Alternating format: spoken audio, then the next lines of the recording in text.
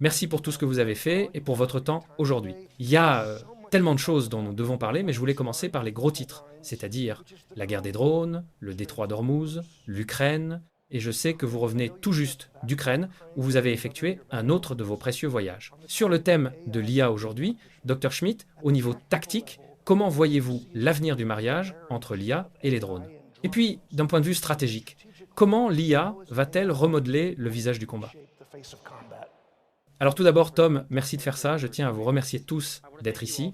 C'était une expérience qu'Ili a imaginée et j'ai dit, bien, vous savez, ça va probablement marcher.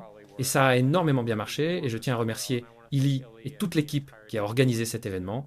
Nous sommes engagés envers la sécurité nationale. Nous sommes engagés à travailler avec le gouvernement. Nous sommes engagés à travailler avec vous qui travaillez avec le gouvernement. Nous voulons rendre l'Amérique sûre et puissante et qu'elle le reste pendant de très nombreuses décennies. Pour répondre à votre question, je passe beaucoup de temps en Ukraine, j'ai une entreprise, et je passe beaucoup de temps sur les lignes de front, ce qui n'est pas pour les âmes sensibles. Et je pense que maintenant nous voyons là, il est important de comprendre que l'Ukraine est le laboratoire de la guerre du futur. Je ne soutiens en aucune façon cette guerre, c'est une guerre horrible. J'ai vu beaucoup de gens mourir. C'est tout simplement horrible, horrible, horrible, horrible. Cela étant dit, il est important de comprendre ce qui se passe. Aujourd'hui, la flotte, comme on l'appelle, est assez large. C'est la ligne réelle qui délimite les deux camps. Et les gens qui se trouvent dans cette zone sont dans des trous de tirailleurs. Le nombre minimum de jours qu'ils passent dans ces trous est de 50, 5-0. Mais dans de nombreux cas, cela va jusqu'à 3 ou 4 mois. Comment survivent-ils? Des drones les approvisionnent en eau et en nourriture. S'ils sortent la tête de terre, ils sont tués. Voilà à quoi ressemble un champ de bataille transparent. Et je ne pense pas que nous, les Américains, comprenions cela. Je pense que presque aucun pays ne comprend que c'est ce que signifie l'avenir de la guerre des drones. Le résultat de tout cela, c'est que le front est en grande partie gelé. Il est très difficile pour l'un ou l'autre camp d'avancer contre l'autre. Et les gens prennent des risques énormes en courant à travers champs, en se cachant sous les arbres, etc., pendant que les chasseurs de drones les traquent. C'est tout simplement horrible à regarder. En Ukraine, ils ont récemment annoncé qu'ils avaient atteint pour le 4e mois consécutif leur quota d'élimination de cibles russes, qu'ils évaluent à 35 000. Pour vous donner une idée de l'ampleur de cette guerre, c'est difficile à comprendre pour nous. Pensez au nombre de personnes que nous avons perdues au Vietnam dans le contexte de ce qui se passe en Ukraine. Les chiffres ukrainiens ne sont pas publiés, mais ils sont considérablement inférieurs à 35 000. Et la conséquence de cette situation, c'est que tout ce qui bouge est détruit. Donc, oubliez vos chars, vos véhicules blindés de transport de troupes, votre artillerie, vos lance-flammes, tous les trucs amusants que vous voyez dans les films, c'est en quelque sorte terminé. Remplacé par ces puissants systèmes robotiques. Techniquement, la façon dont ils fonctionnent, c'est qu'ils peuvent fonctionner sans GPS, ils peuvent communiquer via la guerre électronique. Cette technologie se renforce des deux côtés. C'est donc ça, l'avenir. La bataille s'est maintenant déplacée vers la zone de frappe à moyenne portée, qui se situe environ entre 40 et 100 km. Et c'est là que se trouve la ligne d'approvisionnement du côté ennemi, qui ravitaille ces personnes qui sont malheureusement dans les trous de tirailleurs. Et c'est là qu'ont lieu les bombardements. Et c'est là que la guerre se déroule en grande partie en ce moment. Et l'Ukraine a pratiquement stoppé l'avancée de la Russie, ce qui est extraordinaire, et commence lentement à riposter avec succès. Vous m'avez interrogé sur l'IA. Si vous prenez le principe que j'ai décrit, à savoir que, fondamentalement, les drones aériens, terrestres et maritimes seront la voie à suivre, ce qui est un nom de code pour les robots, l'automatisation et l'IA, ils seront tous interconnectés. Ils fonctionneront tous comme l'équivalent des saints et mèneront ce qu'on appelle des attaques coordonnées.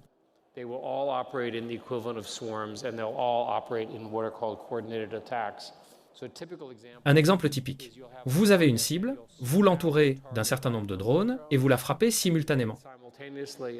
La plupart des cibles n'ont pas la capacité de se défendre simultanément sur un azimut de 360 degrés. C'est à peu près là où nous en sommes. Merci. Ça, c'est pour le champ de bataille là-bas. Si l'on considère qu'il s'agit d'une compétition entre la Russie et l'Ukraine, ajoutez-y Dr Schmidt, les États-Unis et la Chine. Comment cela va-t-il influencer notre façon de nous préparer, de dissuader la guerre et de la faire si nécessaire? et je dois poser la question de l'ancien journaliste. Qui est en tête? C'est un sujet légèrement différent sur l'IA. Ils sont tous liés, bien sûr. Il y a une semaine, la Chine a sorti DeepSeek V4. Et quand je travaillais à la Commission de sécurité nationale sur l'IA, nous avons travaillé très dur avec Trump 1 et Biden pour mettre en place des contrôles stricts sur le matériel pour les puces. Nous avons très bien réussi tous ensemble à limiter l'accès matériel à la Chine. J'étais très favorable à cette politique.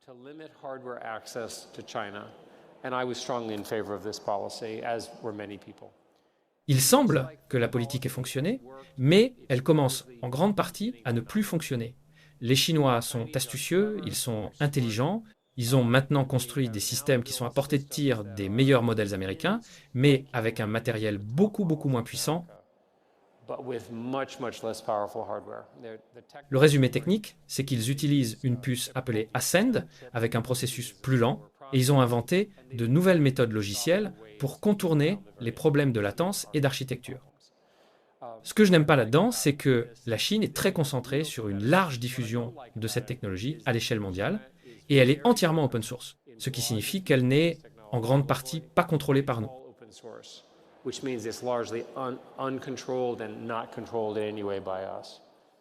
Je dirais que, de manière objective, il y a un an, je pensais qu'ils avaient 1 ou 2 ans de retard.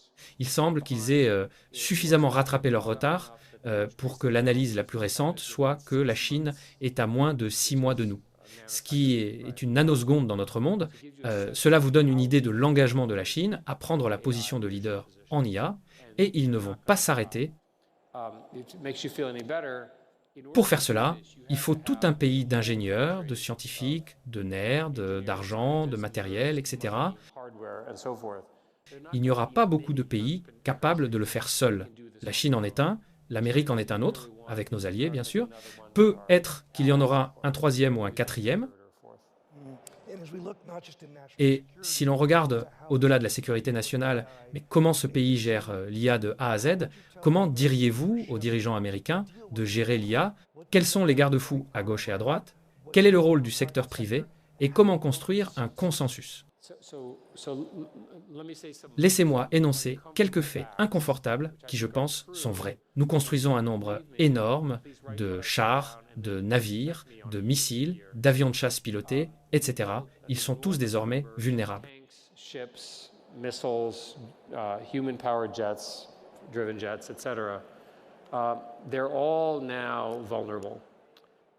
Tout ce qui est exquis, gros, lent et qui émet de la chaleur est un problème. La conclusion à laquelle vous arrivez, si vous étiez à ma place, c'est que nous devrions concentrer notre sécurité nationale sur l'automatisation de la terre, de la mer et de l'air. Nous avons une armée fantastique, des gens très intelligents. Nous devrions être capables de faire cette transition, même si ça prendra du temps. Et d'ailleurs, cela ne produit pas moins d'emplois, ça en produit juste de différents. Et cela ne veut pas dire que les budgets diminuent, ils vont probablement augmenter, mais pour des choses différentes. Par exemple, pourquoi construiriez-vous de l'artillerie de 155 mm qui n'est pas ciblée et ne va qu'à environ 15 km? Ça n'a aucun sens. Vous devriez construire l'équivalent pour un drone, ce qui coûte moins cher, vous permet d'en avoir beaucoup plus pour le même budget, et vous pouvez les faire opérer en essaim. Donc, en matière de doctrine militaire, toutes ces choses que nous avons apprises en regardant le courage des marines à Iwo Jima, c'est vrai, mais c'est aussi terminé. Le futur du combat sera largement robotique, automatisé et contrôlé par les lois de la guerre. L'Amérique a un modèle très clair de contrôle humain que je soutiens fortement.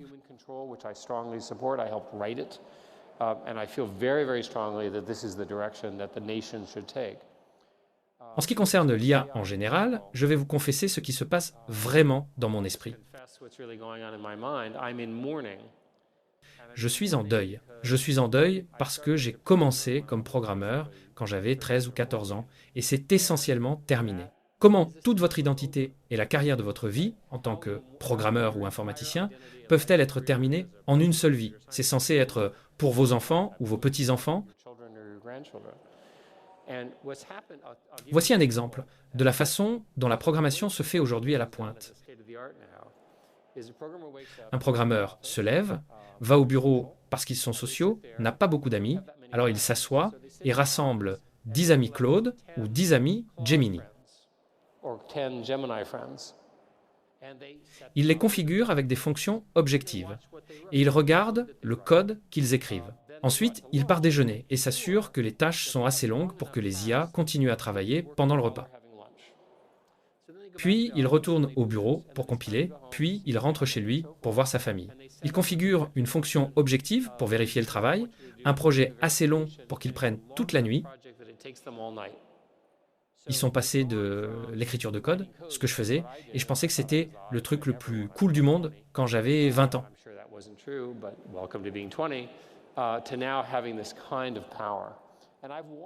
J'ai observé ce que ces systèmes peuvent faire, et ça me souffle. Nous vivons un changement majeur, ce qui a commencé en octobre de l'année dernière. Si vous écrivez du code d'une manière traditionnelle, arrêtez, c'est terminé. Si vous gérez une entreprise avec des programmeurs logiciels, demandez-leur pourquoi ils écrivent encore du code comme il y a 6 mois.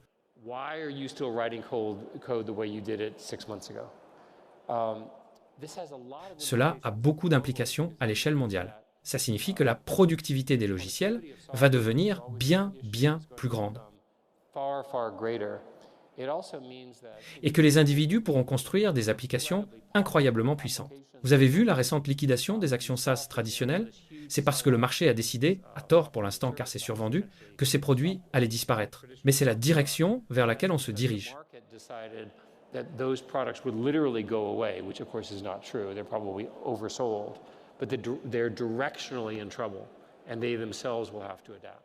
Eh bien, en tant que modérateur et en tant que père, je dois faire suite à quelque chose qui n'est pas dans mes notes. Vous avez dit que ces jeunes devraient arrêter de coder maintenant. Pour les jeunes ici présents, que devraient-ils faire? Étudier la plomberie ou quoi?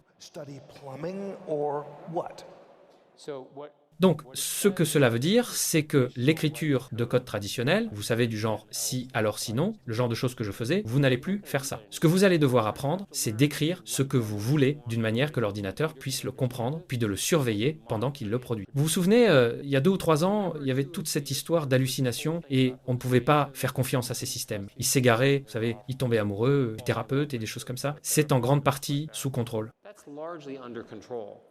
Je peux m'asseoir dans une réunion et quelqu'un dira, eh bien, nous n'avons tout simplement pas la bonne interface utilisateur. Et je peux essentiellement dire, pendant que la réunion se déroule, je peux spécifier dans ces outils, construis-moi une interface utilisateur avec ces fonctionnalités. Et il la produit, ça marche pas encore, mais c'est ça le changement. Donc, vous apprenez la nouvelle programmation, si vous voulez, c'est d'apprendre à gérer les outils de programmation. Vous êtes passé de la construction de la maison à la fonction d'architecte. Et le constructeur est sous votre contrôle. Il y a donc des raisons d'être optimiste. Je suis heureux de l'entendre. Et je devrais dire, au fait, que les personnes qui sont, il a toujours été vrai, désolé de m'étendre là-dessus, il a toujours été vrai dans le domaine des logiciels que le tout meilleur programmeur valait 10 fois ce que valait le niveau suivant. C'est similaire si vous pensez au salaire du football ou de la NBA. Leur productivité était tellement grande. Je suppose donc qu'il y aura un plus petit nombre de personnes dans les logiciels dans l'ensemble, mais les toutes meilleures, celles qui peuvent gérer cette productivité, auront un rendement économique énorme pour elles-mêmes, leurs entreprises, des choses comme ça. C'est tellement intéressant. Merci. Je veux revenir à la sécurité nationale. Vous avez parlé de missiles et de bombardiers et de tout ça, et je suis assez vieux pour me souvenir du Missile Gap, l'écart en matière de missiles avec les soviétiques, Bomber Gap. Y a-t-il une sorte d'écart de prévisibilité de l'IA parce qu'on ne peut pas vraiment compter l'IA? Vous ne pouvez pas la suivre depuis un satellite. Donc, si vous comptez, si vous ne pouvez pas compter ou cartographier l'IA d'un ennemi et qu'un adversaire ne peut pas cartographier, compter la vôtre, qu'est-ce que cela fait à la dissuasion et à la stabilité? Encore une fois, laissez-moi vous donner un peu de contexte. L'IA est passée de langage à langage à action. Et donc, quand vous allez voir les robots que nous avons ici dans la démo, vous pouvez communiquer avec eux. Ils regardent quelque chose, vous pouvez communiquer avec eux. Et ils agissent, on appelle ça des modèles VLA. Cette technologie émerge très rapidement. Ceci nécessite une énorme quantité de données d'entraînement. La raison pour laquelle le modèle langage à langage fonctionne si bien, c'est qu'il y avait tellement de données d'entraînement et on a aspiré tout le langage du monde et construit tous ces modèles incroyablement puissants. Et l'un des comportements émergents de ces choses est qu'elles pouvaient commencer à faire de la planification. Donc, d'une manière ou d'une autre, elles ont appris à faire de la planification. Donc, vous pouvez dire, encore une fois, cela s'appelle le raisonnement par chaîne de pensée, chain of thought reasoning. Vous pouvez dire, montre-moi les étapes pour faire quelque chose. Donc, tout cela est plutôt bien assemblé. La chose suivante est la prédiction. Et ces modèles sont très doués pour prédire les choses. Donc dans la guerre, par exemple, vous faites une analyse prédictive du champ de bataille. Je veux savoir ce qui se passe si je fais ceci. La même chose est vraie dans une entreprise, un gouvernement ou autre. Ce n'est pas unique à l'armée. Le suivant s'appelle l'apprentissage par renforcement, reinforcement learning, et c'est une tâche de simulation. Et c'est comme ça que nous avons, par exemple, gagné au jeu de Go chez Google, ce qui était censé être incalculable. C'est comme ça que quelque chose appelé AlphaFold a été fait chez Google, ce qui est un énorme, et tout le monde a gagné des prix Nobel pour ça. La capacité de comprendre comment les protéines se replient est une affaire très importante. Cette technologie est généralement disponible maintenant si vous avez les données. Donc, si vous voulez faire le genre de choses dont vous parlez, pour des raisons de sécurité nationale, vous devez avoir une grande quantité de données d'entraînement. Le seul endroit que j'ai trouvé qui a assez de données d'entraînement est à l'intérieur de l'Ukraine. Et de façon choquante, les Ukrainiens ne veulent pas les publier. Pour des raisons évidentes, je plaisante, c'est hautement classifié, vous ne pouvez pas y avoir accès pour toutes sortes de très bonnes raisons de sécurité nationale. Donc pour que l'Amérique gagne dans ce domaine particulier, nous allons devoir avoir beaucoup de données d'entraînement. Une façon d'y parvenir est de faire des choses comme ce que nous avons dans la cage à l'extérieur, où vous avez essentiellement des compétitions de drones, et je suppose que nos champs de tir militaires finiront par avoir des compétitions drone contre drone, avec des tirs à balles réels. Et c'est comme ça que l'entraînement aura lieu. Je sais que vous avez beaucoup réfléchi à l'un des catalyseurs essentiels de l'IA, à savoir l'énergie. Les énormes quantités d'électricité qui seront nécessaires. Voyez-vous le besoin de quoi? Plus d'éolien, de solaire, de petits réacteurs modulaires? Comment alimentons-nous l'avenir de l'IA qui vient indéniablement vers nous? Donc, juste une chose de plus sur l'énergie pour la sécurité nationale. Donc, notre armée, ce qui est formidable, a maintenant compris qu'elle a besoin de vrais centres de données classifiés. Et ils ont donc commencé à chercher comment s'associer avec le secteur commercial et ainsi de suite, de cette manière. Et je pense que c'est merveilleux. Nous ne serons pas en sécurité sans que notre gouvernement ait son propre centre de données très très puissant, quelque chose qu'ils n'ont jamais vraiment eu. Et quand je travaillais pour le secrétaire à la Défense, et nous sommes sur la scène d'Ash Carter, donc je devrais toujours beaucoup à Ash pour m'avoir impliqué là-dedans, il n'y en avait pratiquement aucun. Donc l'armée a maintenant un plan pour le faire, c'est très bienvenu. En général, vous allez lire, passons en revue ce que vous allez lire dans la presse. Le boom de l'IA a contribué entre 1 et 2% du PIB de l'Amérique. C'est un très gros chiffre.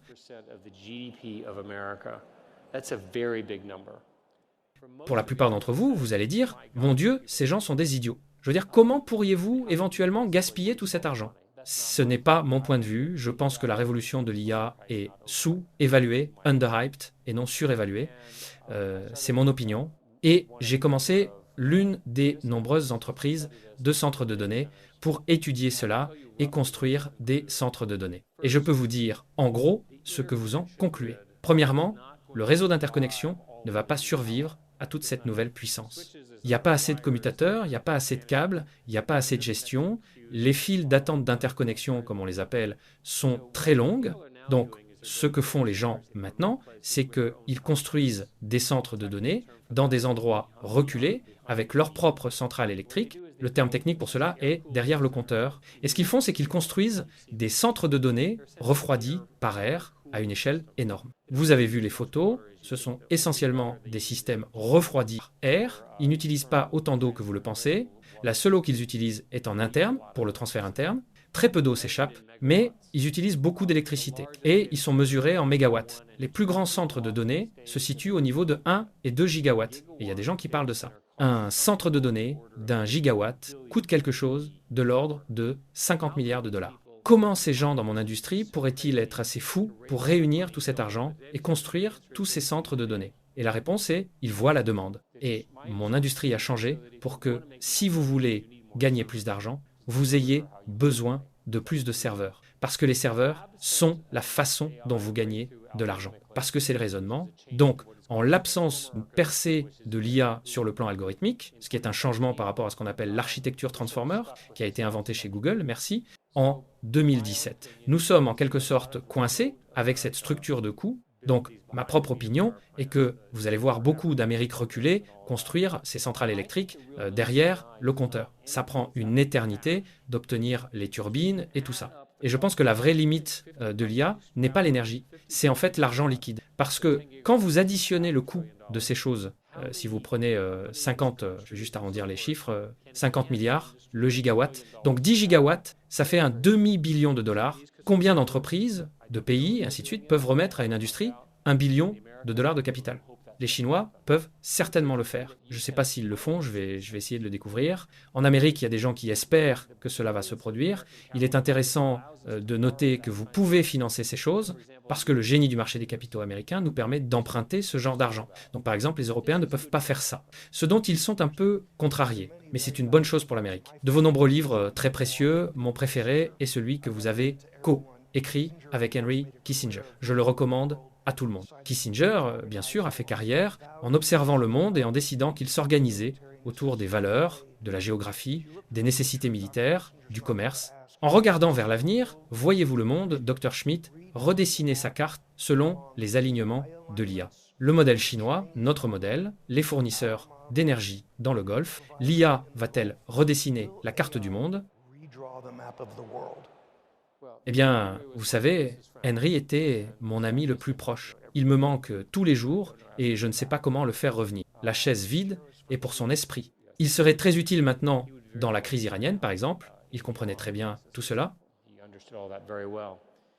Et Henry était très inquiet de la compétition entre l'Amérique et la Chine en matière d'IA, craignant que cela ne déclenche une situation instable. Il le ressentait très fortement et a lancé ce qu'on appelle un dialogue de voie 2, track 2, qui se poursuit avec les Chinois. Je vais vous donner un exemple. Si vous regardez Mythos, qui est le modèle d'anthropique type puissant, nous croyons collectivement que Mythos n'est que le premier d'un ensemble de modèles très puissants qui ont la capacité de, par exemple, mener des cyberattaques.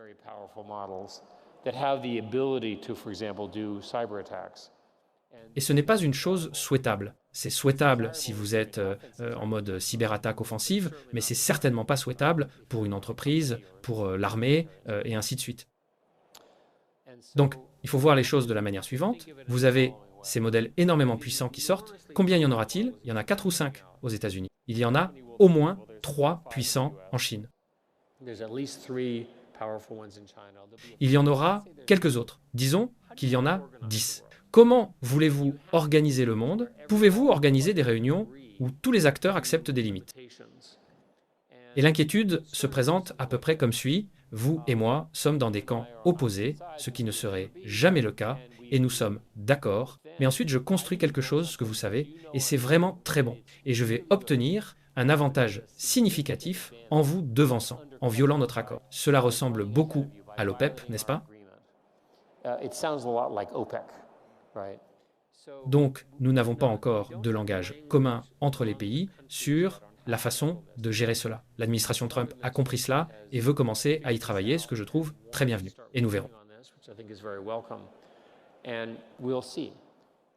La question générale de l'instabilité mondiale est en fait encore plus grave que cela. Mythos n'est qu'un bon exemple que tout le monde connaît. Mais les modèles chinois sont en open source avec des poids ouverts, open weights. Donc par exemple, cela signifie que si vous voulez prendre DeepSeek V4 et que vous voulez y ajouter des capacités puissantes et que vous êtes malveillant, ce qu'aucun de vous n'est, et je ne suggère pas que les Chinois feraient ça, mais quelqu'un pourrait le faire, il y a des personnes malveillantes dans le monde, comment le saurions-nous? Comment le surveillerions-nous? Comment le verrions-nous? Au moins, avec les modèles américains, les plus grands sont sous contrôle d'entreprises, propriétaires, nous savons qui appeler, l'armée peut appeler, la police peut appeler, et ainsi de suite. Mais si vous publiez ces choses en open source, c'est assez dangereux pour qu'un acteur isolé, un nouveau genre de terroriste, puisse émerger. Évidemment, nous voulons éviter cela. Nous voulons reconnaître que c'est possible et prendre les devants. Et cela nécessite un accord multipartite. suite. Eh bien, pour tous les insomniaques parmi nous, vous nous avez donné une raison de plus de perdre le sommeil la nuit. J'ai assez de questions pour remplir la journée, mais nous aimons toujours entendre ce qui préoccupe le public. Si vous voulez lever la main, nous avons environ 10 minutes pour des questions. Quelqu'un? Oui, s'il vous plaît, debout ici. Attendez, il y a un micro qui arrive. Nous devons avoir le micro pour que tout le monde puisse entendre. Bonjour. Je suis curieux de connaître l'opinion du docteur Eric Schmidt sur des choses comme le revenu de base universel, UBI, et, comme Elon Musk aime l'appeler, le revenu élevé universel. À quoi pensez-vous que l'avenir ressemblera si nous arrivons un jour à ce stade avec l'IA? L'industrie technologique est pleine de gens qui pontifient sur ces choses, mais qui n'ont pas de formation en économie, qui n'ont pas de formation en sciences sociales, parce qu'ils n'ont pas eu le temps de suivre ces cours, ils étaient trop occupés à programmer. Alors, premièrement, nous devrions demander aux gens qui ont vraiment étudié ça. D'après mes discussions avec des économistes spécialisés dans l'économie du travail, l'argument est à peu près le suivant. La puissance de l'IA en termes d'efficacité est si grande que les entreprises l'adopteront et les entreprises elles-mêmes deviendront plus rentables et plus grandes. Et bien qu'il y ait beaucoup de perturbations internes, et c'est douloureux, le fait est que l'entreprise grandit et l'économie croît dans son ensemble. Cela a été globalement vrai pendant 200 ans, et ça l'a toujours été. Donc, la première question est, pensez-vous que cela va continuer? Et je le pense. Je pense que ce qui va se passer, c'est que nous aurons une pénurie de main-d'œuvre parce que l'économie va croître très rapidement en raison de la productivité. Ça, c'est la vision optimiste. La vision accélérationniste est une version plus forte de cela, selon laquelle les choses deviendront si peu chères que nous pourrons tous nous asseoir sur la plage, etc. Je pense que ma propre opinion, et c'est une conjecture, est que c'est probablement peu probable. La raison est que, du moins dans le système américain, nous adorons les avocats qui se battent contre d'autres avocats, nous adorons regarder des équipes sportives, nous n'allons pas rester assis à boire des métés sur la plage. Nous allons juste nous engager dans un niveau de compétition plus élevé. Et je pense que cela fournira plein d'emplois. Il y a beaucoup de preuves. Beaucoup de gens blâment l'IA pour beaucoup de choses. Quand vous regardez les véritables pertes d'emplois, il y a deux catégories. La première est la mienne, n'est-ce pas? Il ne fait aucun doute que si vous êtes un jeune développeur logiciel entrant dans ce domaine, il est plus difficile d'obtenir un emploi, pour les raisons que j'ai évoquées. L'autre concerne les travailleurs du service client bas de gamme ou mal payés. Si vous y réfléchissez, dans 10 ans, il y en aura probablement beaucoup plus. Mais c'est beaucoup plus lent que ce que les gens pensent. Je ne passe pas mon temps à m'inquiéter de cette question. C'est très utile, merci. Oui, juste ici, devant. Oui, madame, le micro arrive par ici. Bonjour, je suis le docteur du secteur privé. J'ai une question. L'une des choses que j'entends dans le domaine de l'IA, de la part des personnes qui y travaillent, c'est que tout le monde parle d'une IA centrée sur l'humain. Pourtant, quand on passe au niveau technique, cela s'effondre ou ce n'est pas du tout le cas. Je crois que l'une des raisons est que la plupart des gens qui construisent l'IA sont des ingénieurs, des codeurs, des programmeurs et ainsi de suite.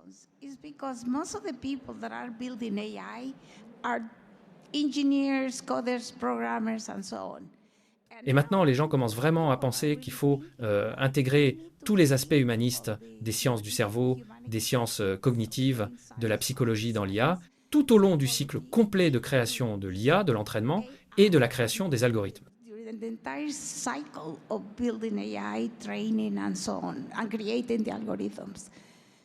J'ai remarqué que de grandes entreprises comme Google, DeepMind, corrigez-moi si je me trompe, publient maintenant des offres d'emploi pour des psychologues, des scientifiques cognitifs. Est-ce que cela devient une réalité? J'aimerais avoir votre avis.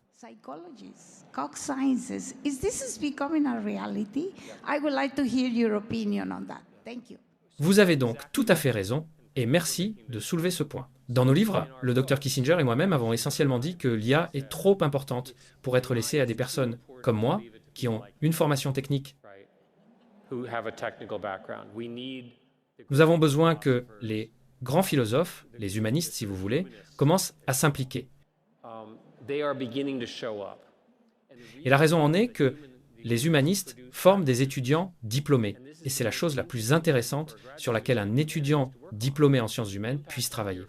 l'impact de ce puissant ensemble d'outils sur son domaine, que ce soit en psychologie, au gouvernement ou en sciences politiques. Je pense donc que nous sommes en meilleure posture. Les entreprises utilisent le terme alignement humain pour faire référence à la fois aux valeurs et à la sécurité. Le premier point, c'est qu'ils ont une série de tests. Par exemple, si vous demandez à l'un de ces modèles « Comment puis-je me suicider ?», il répondra « Ne le faites pas, appelez une ligne d'assistance pour la prévention du suicide ». Cela a été ajouté.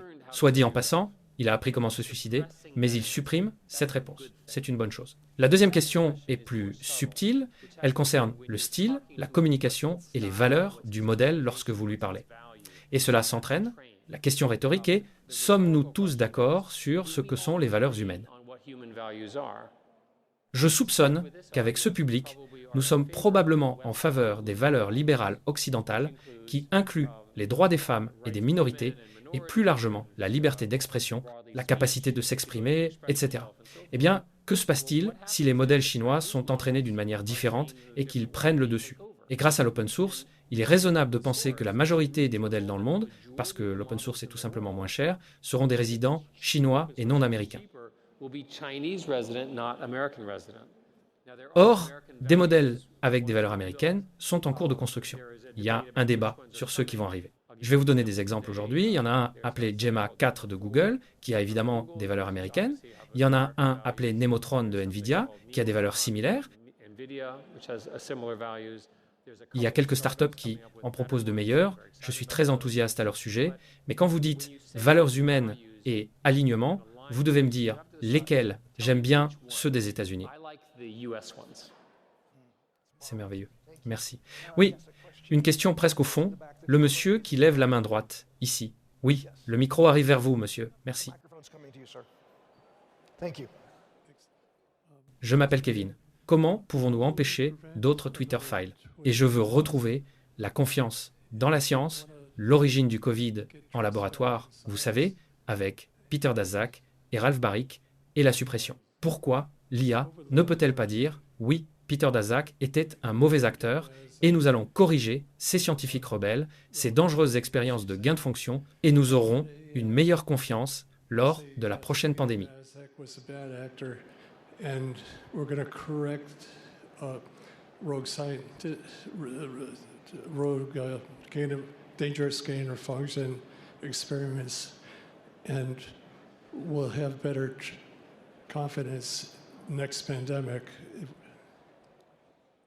Je n'ai pu entendre que la moitié de vos mots, je suis désolé. Donc, Francis Collins a écrit un livre intitulé « Le sillage du Covid ». Il a dit que les gens ne font pas confiance à la science ou aux informations parce que nous avons été manipulés pendant le Covid. Je comprends. Commençons par quelques faits fondamentaux. Et nous sommes à Washington, donc il faut commencer par des faits réels. La science et l'innovation technologique sont la cause de la grandeur américaine depuis des centaines d'années.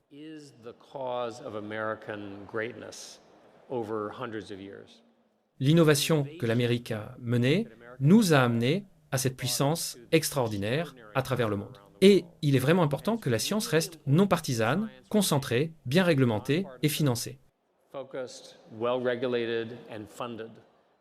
Je m'y suis engagé personnellement. J'ai gagné beaucoup d'argent grâce à Google, Dieu merci, et tout cet argent ira finalement à la science d'une manière ou d'une autre. Notre sécurité militaire dépend de la science. Cet avenir de l'IA dépend de la science. Je commence donc par une déclaration scientifique. En ce qui concerne les questions spécifiques que vous décrivez et qui ont trait à la désinformation, ce n'est pas un problème résolu.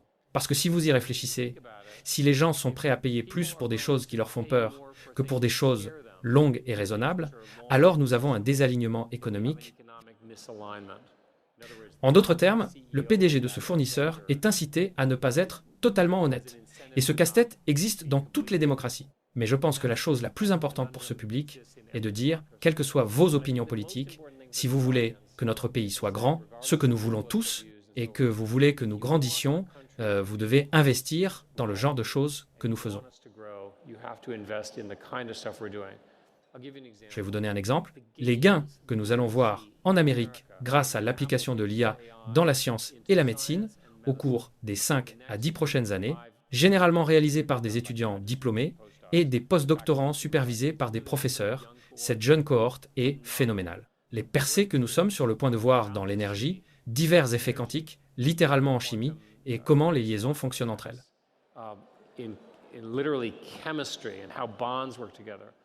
Si je vous disais qu'à la suite de ces découvertes, tout ce que vous avez acheté était, pour revenir à la question de l'abondance, 2 fois plus puissant, à moitié prix, etc., vous seriez un citoyen plutôt heureux. Tout cela est à notre portée. Et je ne parle même pas des soins de santé et des gains en termes de médicaments.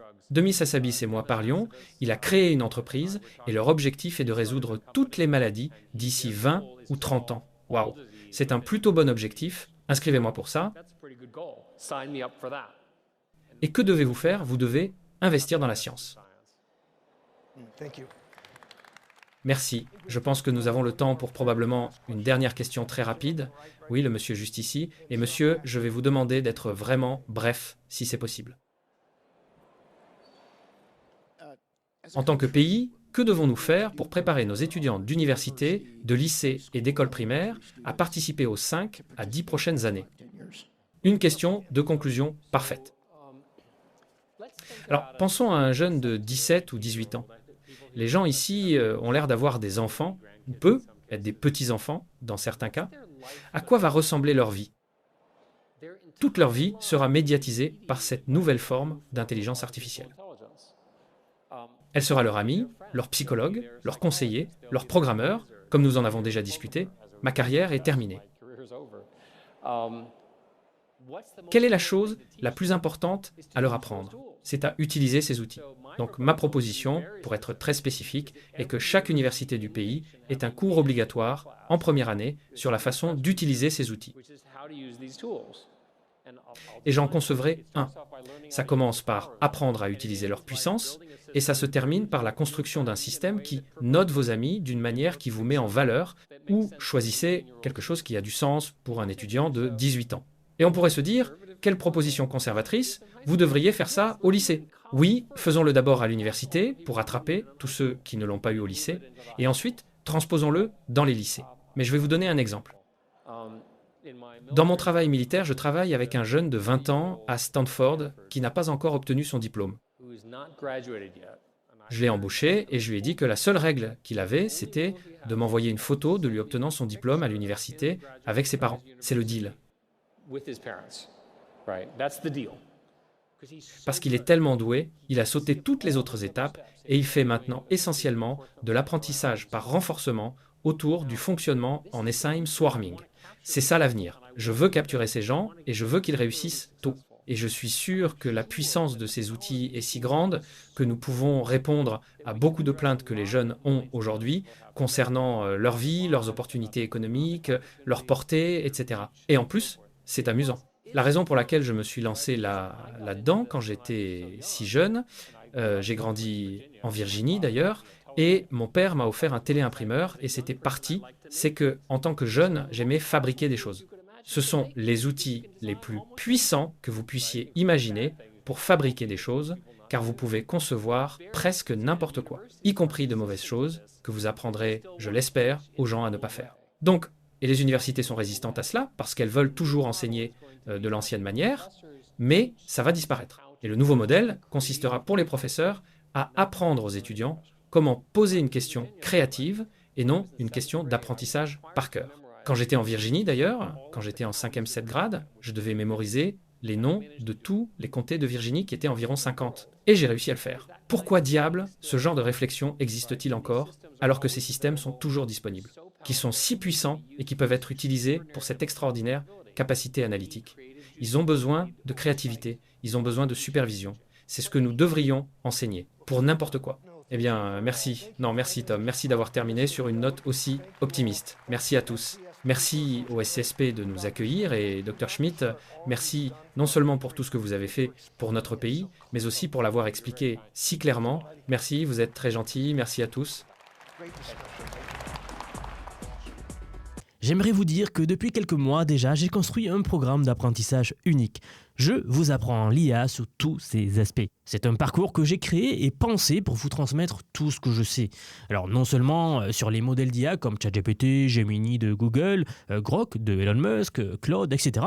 Je vous montre en fait et surtout la manière de les intégrer concrètement dans votre vie, dans votre travail, dans vos projets.